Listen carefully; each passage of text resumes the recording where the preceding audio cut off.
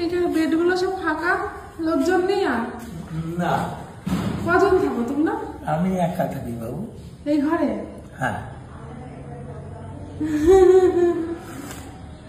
আর চাটা কে করে দেয়, নিজেই করে খেতে হয়? না না, উপরের লোক আছে। একা থাকতে ভালো লাগে?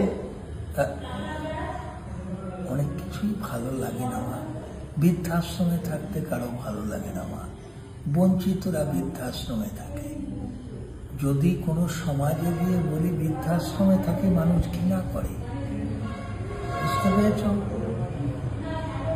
এখানে আছে 8-9 জন আছে, কাজের মাসি আছে। খাবার দেয় 3 বেলা? হ্যাঁ। তা খাবো কি, পয়সা দিয়ে থাকছি তো এখানে। কত টাকা? 50,000 টাকা ডিপোজিট, 5,500 টাকা মান্থলি। বাবা, তুমি কি ভেবেছো? আমি তো 50,000 কথা জানি না, আমি জানি 5,000 করে নেয়। 5,500? 5,000 না, 5,500। তাতে চিকিৎসা সব খরচ আমাদের? চিকিৎসা তোমার?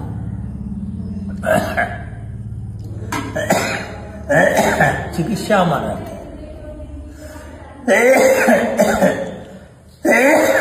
যদি খুব শরীর খারাপ হয় তাহলে ওরা কৃষ্ণনগর হসপিটালে ভর্তি করে দেবে। বাড়ির লোকজন টাকা পাঠায়? কার? আমার? আমি বিয়ে শাদী করিনি বাবু। তাহলে টাকাটা কে পাঠায়? আমার কেউ নেই।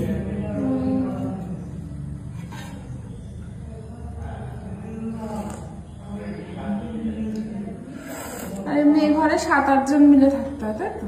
কি? ওই বেডে একজন, ওই বেডে একজন? না না না না। এত বড় ঘরে একা থাকো? হ্যাঁ, এত বড় ঘরে একা থাকি। এই বেডটায় একজন লোক এসেছিল 2 দিন আগে। ওনার বাড়ি, উনি আগে কৃষ্ণনগর মানে